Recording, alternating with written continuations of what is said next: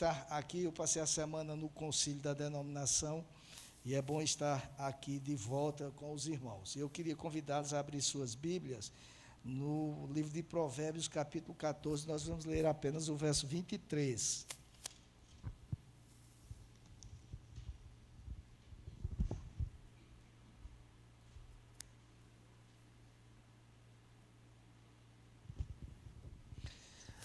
Provérbios, capítulo 14, verso 23.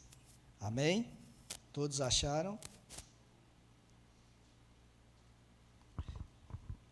O texto sagrado diz o seguinte: em todo o trabalho há proveito, meras palavras, porém, levam à penúria. Vamos orar mais uma vez. Pai, eu peço que o Senhor fale aos nossos corações, faça aquilo que nós não podemos fazer e que nós, com a Tua palavra, possamos crescer um pouco mais nesta noite. Oramos assim no nome de Jesus. Amém. Meus amados irmãos,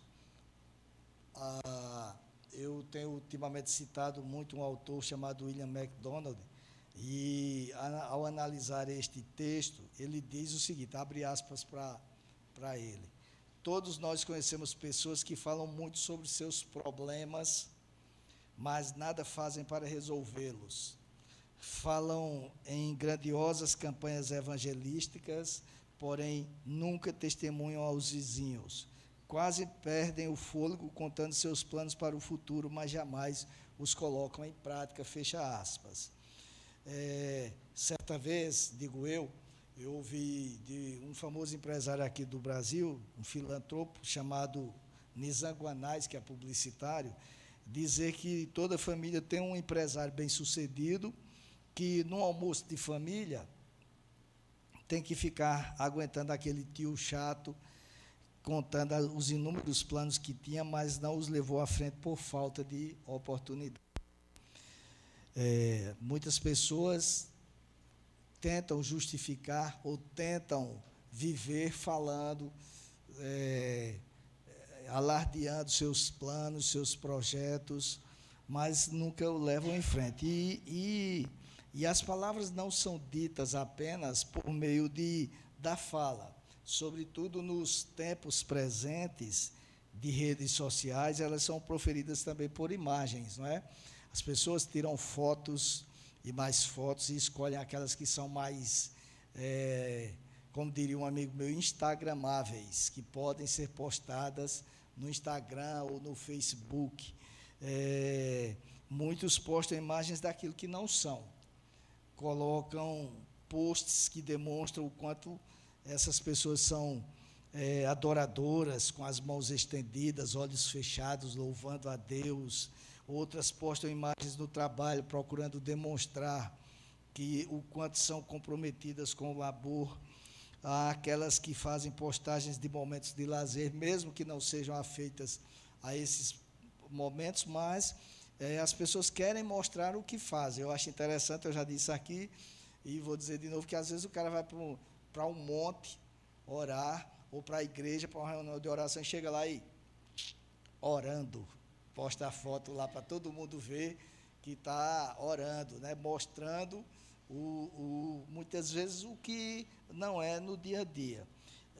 Outro segmento que nos faz ver que as pessoas não são o que são, e quando eu digo as pessoas, não são todas, mas muitas, é no segmento político. Nós sabemos que boa parte dos políticos diz aquilo que não é, diz aquilo que quer, que sabe que o povo quer ouvir, mas não aquilo que eles verdadeiramente são, né? Este ano, por exemplo, é ano de política. E certamente muitos políticos vão aparecer nas igrejas e vão cantar louvores, e vão usar vocabulário dos crentes, e vão dizer tudo aquilo que o crente diz: glória a Deus, aleluia, esse aqui é dos nossos. Mas quando ele sai daqui, se ele for num bar e tiver uns caras lá tomando cachaça, ele vai tomar cachaça com os caras, e se for num templo de outra religião, ele vai cantar os louvores daquela religião, porque na realidade ele não é aquilo, ele está representando, querendo simplesmente barganhar votos. Dito isto de outra forma, as palavras não substituem os atos de uma pessoa. A pessoa pode falar o que falar, mas os atos vão sempre falar por elas.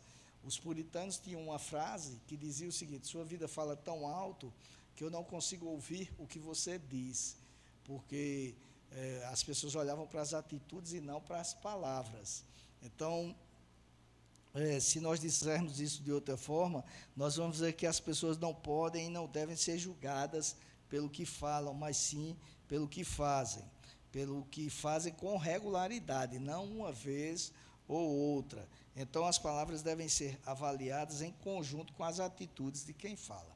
O texto que nós lemos aqui no princípio, Provérbios 14, 23, mostra-nos exatamente isto.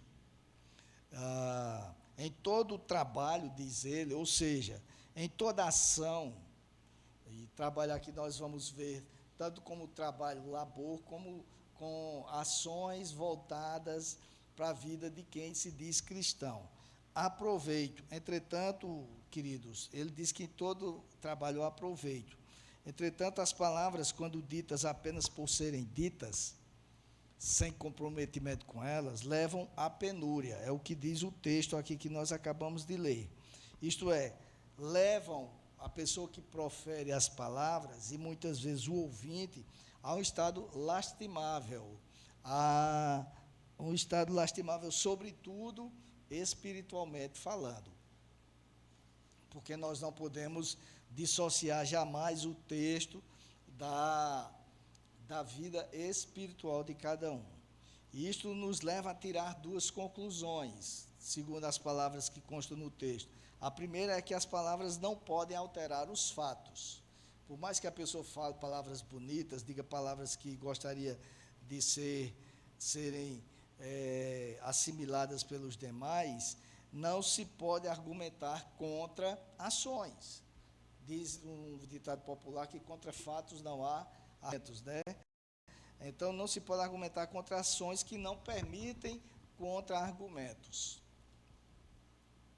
Os textos que eu vou citar para vocês agora, também no livro de Provérbios, ratificam esta afirmação. Por exemplo, Provérbios 24, 12 diz: você poderá dizer, não sabíamos de nada, mas será que aquele que pesa os corações não perceberá? Aquele que atenta para a sua alma ficará sabendo, e não pagará ele a cada um segundo as suas obras? Então, vejam bem, as pessoas podem falar, podem dizer o que quiser, mas na realidade o Senhor atenta para as obras de cada um, para as ações de cada um, para as atitudes de cada um. Não adianta falarmos e não vivermos aquilo que pregamos. E isto não se aplica apenas a quem é um pregador, mas se aplica a toda e qualquer pessoa que se diz cristã. Ainda no livro de Provérbios, no capítulo 26, sendo que dos versos 23 ao 28, consta o seguinte: como o verniz cobre um pote de barro, as palavras fingidas encobrem um coração mau. O hipócrita que odeia esconde o seu ódio atrás da bajulação. Ele pode falar muito bem, mas eu estou lendo, vocês estão botando aí 26, não é? 25. Por que aqui está diferente o meu texto de vocês? Vou ler de novo. Aqui. 26, do 23 ao 28. Como vaso de barro coberto, agora vai, o que é correto. Vaso de barro coberto de prata, assim são os lábios amorosos e o coração mau. Quem odeia dissimula com os lábios, mas o seu íntimo esconde a falsidade. Quando ele vier com palavras suaves, não acredite nele, porque tem 7 abominações em seu coração. Ainda que o seu ódio se encubra com falsidade, a sua maldade será exposta aos olhos de todos. Quem abre uma cova acaba caindo nela, e a pedra rolará sobre quem a pôs em movimento. A língua falsa odeia aqueles a quem engana, e a boca lisonjeira é causa de ruína. O que a gente vê aqui é que as palavras, muitas vezes, se elas não forem verdadeiras, elas acabam levando à ruína de cada um. O que estes textos aqui que nós acabamos de ler querem dizer é que, por mais que determinadas pessoas profiram palavras bonitas, elas, na realidade, encobrem atitudes feias irreprováveis, muitas vezes. E essas atitudes é que irão prevalecer em detrimento das palavras proferidas. O texto mostra que não são palavras unicamente que irão determinar o futuro da pessoa, mas as atitudes dessa pessoa. Palavras têm poder quando o próprio falante acredita nelas e age segundo elas. O povo costuma dizer que palavras têm poder, mas elas só têm poder se nós agirmos de acordo com o que dizemos. Acreditarmos e andar naquilo que pensamos e que dizemos. Deus não se deixa levar, diz o texto, por palavras bonitas. E a segunda conclusão é que as palavras não são suficientes para proporcionar uma resposta convincente. O livro de Provérbios ainda, sendo que no capítulo 29, o verso 19 diz, não adianta nada corrigir um escravo somente com palavras, porque mesmo que ele entenda, não observará. Ou, se for numa outra linguagem, que é a NAA, que está dizendo aí, o servo não se emendará com palavras, porque mesmo que entenda, não obedecerá. O que é que isto quer dizer, meus amados irmãos? Quer dizer que, muitas vezes, as pessoas querem convencer umas às outras com as palavras. Porém, esse texto mostra que, em muitos momentos, as palavras, não são suficientes para o convencimento. Não são. As pessoas não vão se convencer meramente por palavras. É necessário algo mais. É necessário que as palavras sejam seguidas por ações.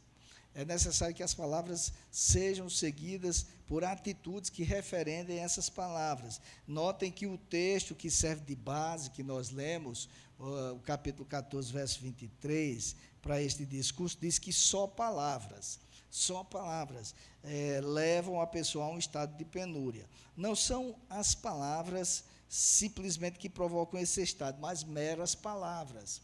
Não quer dizer que a pessoa não pode falar, mas isso aqui quer dizer o seguinte, meras palavras aqui não está significando simplicidade de palavras ou pobreza de vocabulário. Não é sobre isto que o texto trata. Ele trata sobre palavras que são empobrecidas pela vida da pessoa. Pessoas que dizem algo e fazem algo totalmente diferente, que pregam uma coisa e vivem outra, seja no trabalho, seja na igreja, seja em todo lugar. As meras palavras quer dizer que as palavras devem ser ratificadas pela ação de quem fala. Às vezes a pessoa tem um nível cultural elevado, não adquiriram conhecimentos em bancos de escolas, não dispõem de um vocabulário rico, mas são detentores de palavras riquíssimas, no sentido de palavras que a vida delas tem autoridade. Quando Jesus, obviamente, Jesus era o conhecedor de todas as coisas e sabia como falar, mas o que chamava a atenção dos ouvintes dele é que ele falava como quem tinha autoridade, porque a vida dele autorizava ele a dizer o que pregava. É isso que dá autoridade. Eu lembro que quando eu dava aula no seminário, em um dos seminários aqui de Campina Grande, eu nunca fui de reprovar alunos. Eu observava o esforço de todos, mas uma coisa que me incomodava muito era aluno que chegava atrasado na aula. Eu me esforçava, saía do escritório, às vezes direto para o seminário, começava a aula na hora e tinha aluno que chegava atrasado. E tinha uma menina que faltava sempre. Era muito relapso. E aí eu reprovei ela por falta. E um dia ela chegou para mim e disse: pastor, o senhor é uma bênção. Olha, quando vem com esse negócio, você já sabe o que é que vem. Isso é feito um enfermeiro que passa o algodão para depois dar uma injeção. Então, pastor, o senhor é uma bênção. Mas, olha, esse mais já disse tudo. Diga, ela disse, só a graça para lhe aguentar. Aí eu disse, olha, deixa eu dizer uma coisa para você. Você sabe por que é que eu sou exigente? Porque quando eu era aluno no seminário, eu saía de Campina Grande para João Pessoa e chegava na hora.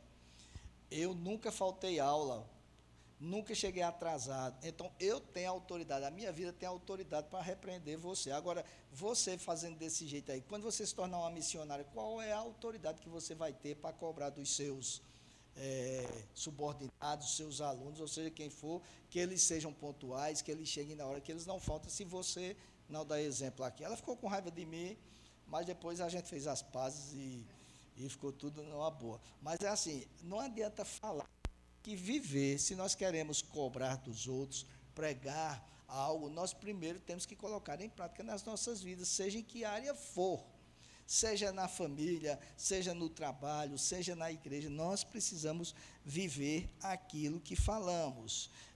As palavras de quem tem vida, que autorizam elas a falarem aquilo que falam, soam diferentes dos ouvidos dos receptores. As palavras de pessoas que agem conforme as suas vidas são capazes de produzir respostas convincentes, pois tais palavras são corroboradas pelas vidas delas. As palavras de pessoas assim podem ser tratadas de palavras verdadeiras e não de meras palavras. Portanto, a verdade das palavras, meus amados, não se resume em palavras da verdade. Eu posso estar falando a verdade, mas se eu não vivo, não vai adiantar muita coisa. A verdade das palavras não se resume a palavras de verdade, mas em palavras que traduzem uma vida calcada na verdade, uma vida que anda de acordo com a palavra de Deus, que vive aquilo que prega, que se esforça para fazer aquilo que apraz ao Senhor. Se forem proferidas por pessoas que vivem de acordo com a vontade de Deus, as palavras produzem efeitos positivos, mas se proferidas por pessoas avessas à vontade do Pai, elas, mesmo sendo verdadeiras, eu sei que a palavra de Deus, sobretudo a palavra do Senhor, é aquela que pode ser proferida até por pedras, que ela dá frutos. Mas eu estou falando de palavras de pessoas que vivem uma vida totalmente alheia à palavra do Senhor. Pessoas que querem convencer os outros sem terem uma vida que convença as pessoas. Elas produzem efeito contrário. Então, a pergunta é: que tipo de verdade estamos vivendo? É uma pergunta para que nós possamos refletir. Uma verdade, nós estamos vivendo uma verdade que ratifica as palavras de verdade que dizemos, ou uma verdade que faz com que as palavras de verdade mostrem que a nossa verdade é uma mentira? Porque muitas vezes é isso que acontece. E quando eu digo nós, eu não estou falando de mim e de você somente, estou falando de todas as pessoas que vivem assim, que vivem se dizendo cristãs, mas muitas vezes não têm atitudes cristãs. Hoje pela manhã eu estava contando na minha sala da escola bíblica que um dia eu fui ministrar uma palestra no encontro de casais com Cristo. Vocês deviam dizer um amém enquanto eu tomo água. Eu fui ministrar uma palestra no encontro de casais com Cristo numa sexta-feira à noite com Débora. E aí eu parei no semáforo, estava frio, desliguei o ar-condicionado do carro, baixei os vidros. E de repente parou um carro atrás de mim, e o cara com os faróis altos começou a me encandear, porque o vidro estava baixo e ficou encandeando pelo retrovisor. E eu colocava a mão assim no retrovisor para ver se ele se tocava e eu, atento, eu estava indo ministrar a palavra de Deus. E eu colocava a mão assim, enfim, o cara não se tocou. E aí, quando o sinal abriu, eu afastei um pouquinho, deixei ele passar de mim, ele passou de mim, eu coloquei o carro atrás dele, lá acendi todos os faróis que podia e saí andando atrás dele. Ele entrou à esquerda, eu entrei à esquerda. Ele entrou à direita, eu entrei à direita. E aí, de repente, eu disse para a Débora: eu preciso me converter. Aí Débora disse: eu não acredito que você está indo atrás dele, pior que eu estou. Olha, nós somos assim, infelizmente. A nossa carne, às vezes, faz com que nós não vivamos aquilo que pregamos. Nós, muitas vezes, agimos por impulso e não deveria ser assim. Como é que você vai pregar a palavra de Deus, vai ministrar sobre o plano de Deus que eu ia ministrar, e você sai se vingando do cara porque o cara botou um farol alto atrás de você? Isso é coisa de cristão? Não é. Já pensou se aquele cara fosse lá para o encontro, quando eu estivesse falando, ele dizia assim: você é aquele que botou o farol alto atrás de mim. Então, muitas vezes, nós dizemos algo e agimos de forma diferente, agimos por impulso, ao invés eu não faço mais isso não, mas eu já fiz, tá certo? Hoje em dia eu procuro rir, procuro me divertir, bato palma para o cara, tal, aquelas coisas todas assim. Não vou mais entrar nessa. Mas o fato é que, muitas vezes, se nós não tivermos cuidado, nós agimos de forma contrária àquilo que pregamos. E nós precisamos ter cuidado com isso. Por isso que eu pergunto, que tipo de verdade estamos vivendo, né?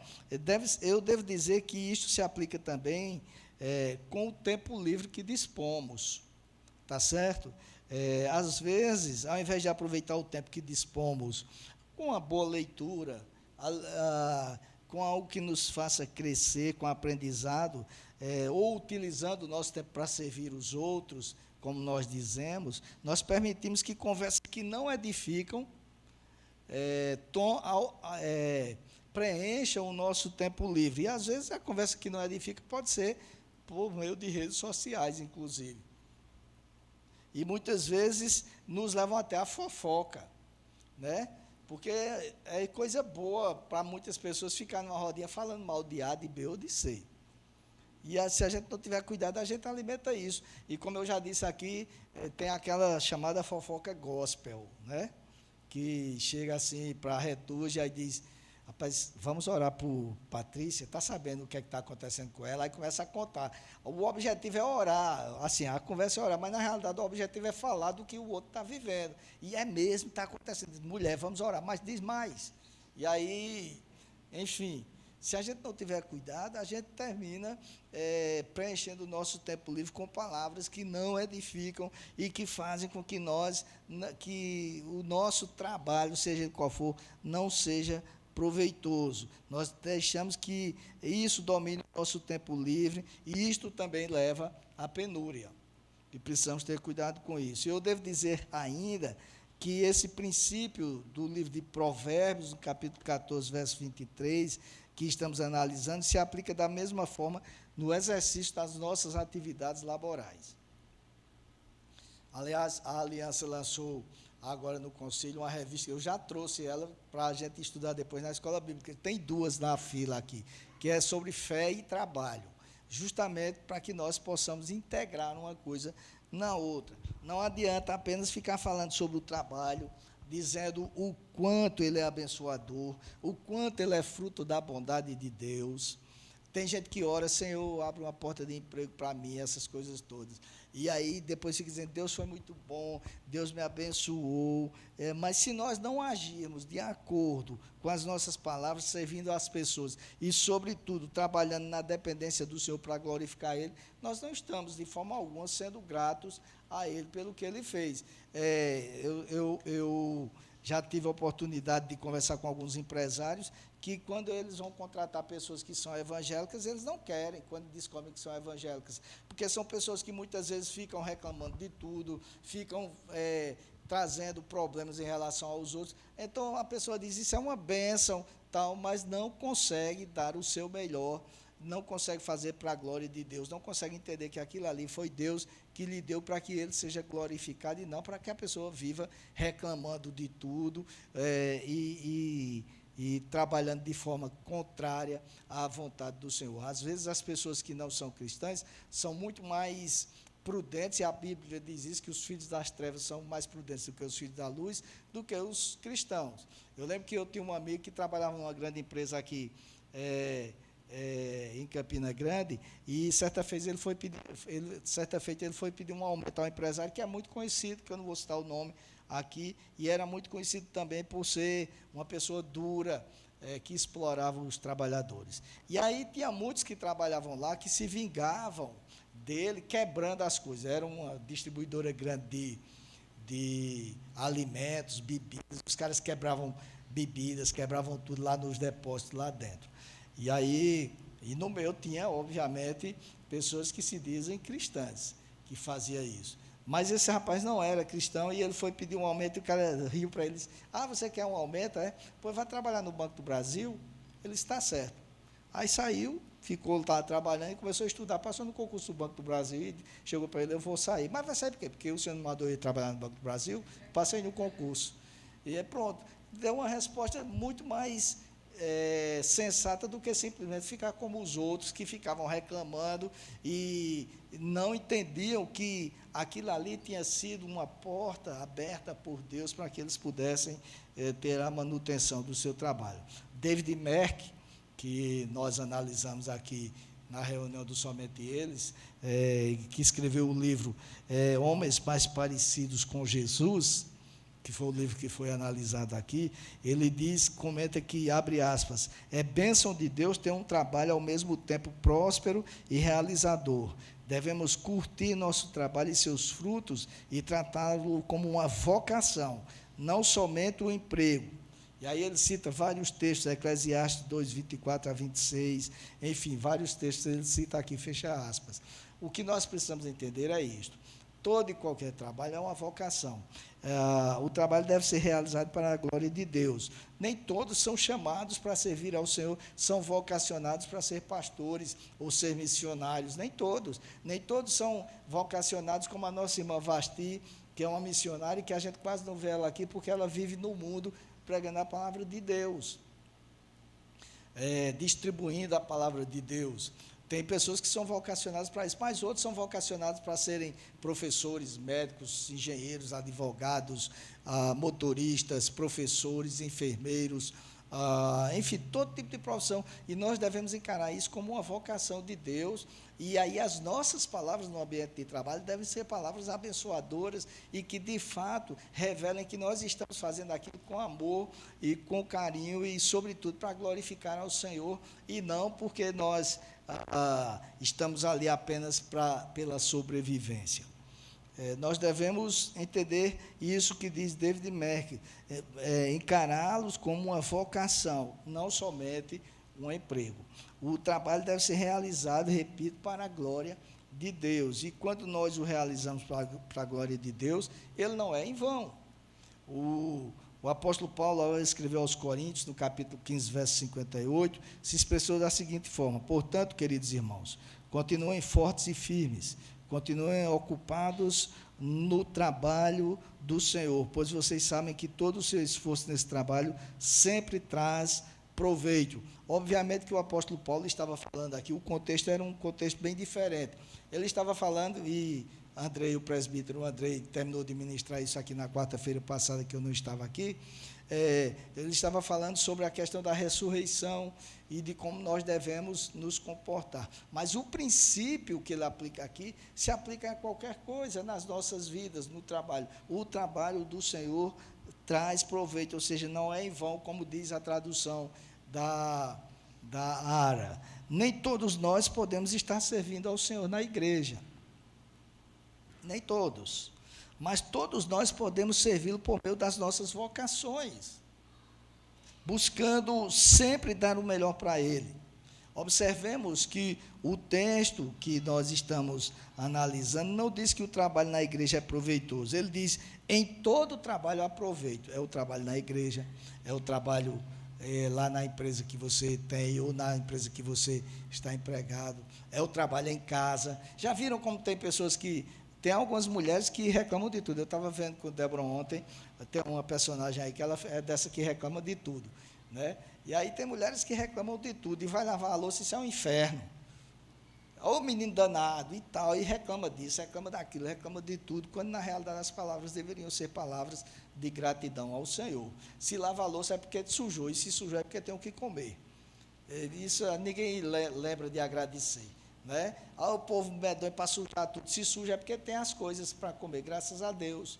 Então nós deveríamos ser mais gratos, e as nossas palavras deveriam ser palavras que glorificam a Deus, e não palavras de reclamação constantes, como muitas vezes acontece em vários locais. Então, em todo trabalho, o texto diz assim, que em todo trabalho, o texto que nós acabamos de ler, em todo trabalho há proveito.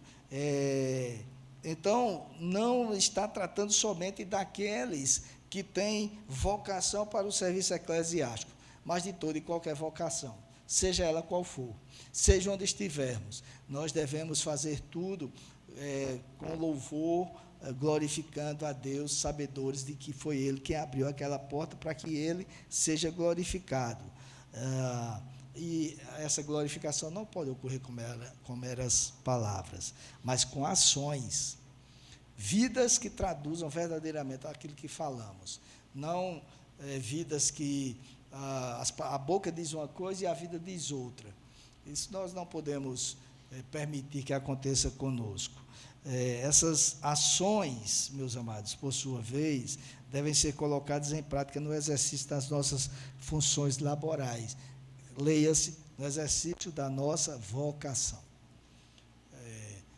Eu lembro que outro dia Daniel falou isso aqui, eu lembro que quando Belinha fez o Enem, ela tirou uma nota, e quando eu olhei a nota, ela podia entrar em medicina. E obviamente que eu queria que ela entrasse em medicina, lá na Universidade Federal. Mas ela disse, não quero, eu só quero pedagogia. Mas, filhinha, pedagogia é uma excelente profissão, tal, mas qual é o pai que não quer ver à luz do mundo aquilo que parece ser mais rentável? Aí eu disse, olha, você faz o que você entender que está no seu coração, mas eu acho que você poderia pensar, mas ela nem pensou. E ela foi em primeiro lugar lá no Enem, lá na Universidade Federal. Mas é impressionante como Isabela é vocacionada para aquilo que faz. É impressionante. Quando eu fui ver a apresentação de dissertação dela, quase que eu botava uma placa bem grande assim, é minha filha. E saía mostrando. Quando eu comecei a ver gente lá de Santa Catarina, não sei de onde, os bambambãs da pedagogia no Brasil, elogiando ela, entraram online, aquela coisa, e eu estou aqui, eu sou o pai e tal, deu vontade de dizer isso.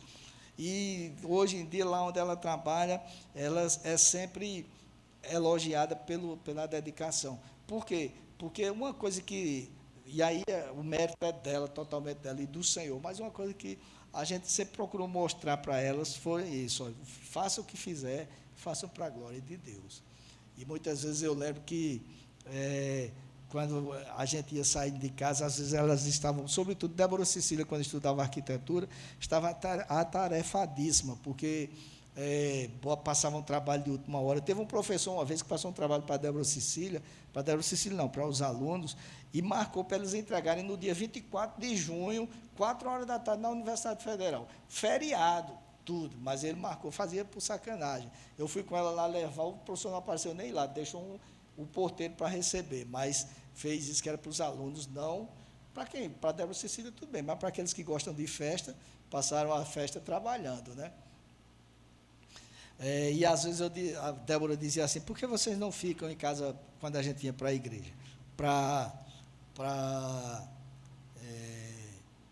terminar isso. Ela dizia, não, a senhora não vê o que é que o papai diz, não? Ninguém é obrigado a assumir compromisso, mas a partir do momento que assume, virou obrigação, a gente vai. E vinha para a igreja e depois viravam à noite fazendo as coisas. Nunca deixaram de ser abençoadas por isso, porque aprenderam que faça na igreja, faça fora da igreja, nós devemos fazer tudo para a glória de Deus. E é isso que nós procuramos ensinar para as crianças aqui também. Seja em que for, nós somos vocacionados por Deus. Não existe esse negócio de separar trabalho secular de trabalho eclesiástico. O sagrado do secular. Não, tudo é para a glória de Deus. Quer comais, quer bebais, ou façais outra coisa qualquer. É no trabalho, é na igreja, é em casa, é nos projetos de vida que temos. Não adianta ficar só falando. Nós devemos colocar diante de Deus, e uma vez que colocamos diante de Deus, devemos nos esforçar para alcançar os objetivos. E aí o Senhor vai abrindo as portas, o Senhor vai nos direcionando de acordo com a vontade dEle. O que não der para a gente andar contra a vontade dEle, porque aí só nós é que colhemos os prejuízos. Que nós atentemos para o que ensina a palavra do Senhor, amados, e entendamos que nós temos que ter vidas, seja no trabalho, seja a vida espiritual, seja a vida familiar, seja qual for a área, nós devemos ter vidas que estejam em linha com aquilo que falamos. Não adianta falar uma coisa e viver outra, porque o que vai prevalecer é o que a gente faz. Esse negócio de faça o que eu digo, mas não faça o que eu faço, não funciona com os servos de Deus. O que funciona é faça o que eu faço. Por isso que o apóstolo Paulo, certa feita, quando escreveu a carta, disse assim: sejam meus imitadores, como eu sou de Cristo.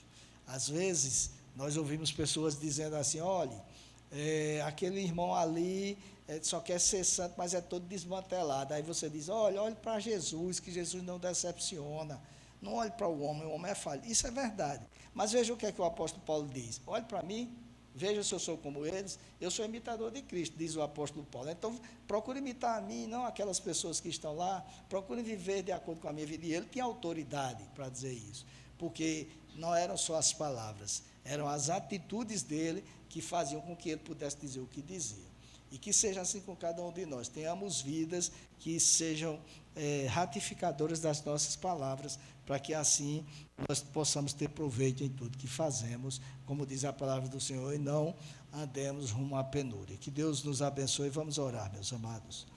Senhor Deus e Pai que estás nos céus, santificado seja o teu nome, toda honra, toda glória e todo louvor sejam dadas a ti, ó Pai. Senhor, nós te louvamos, porque Tu és o Deus que nos alcançou, mesmo sendo pecadores. Tu és o Deus que nos trouxe do reino das trevas para o reino da luz, e não nos trouxe apenas para que nós pudéssemos ser meros atores ou atrizes de que somos novas criaturas. A Tua palavra diz que nós devemos cada vez mais buscar a santificação, seguir a paz com todos e a santificação, sem a qual ninguém verá a Deus. Que busquemos isso, que as nossas palavras sejam santas e as nossas atitudes ratifiquem as nossas palavras, sejam umas de acordo com a outra, para que assim tenhamos autoridade para poder pregar aquilo que pregamos. Tem misericórdia de nós oramos assim no nome de Jesus. Amém.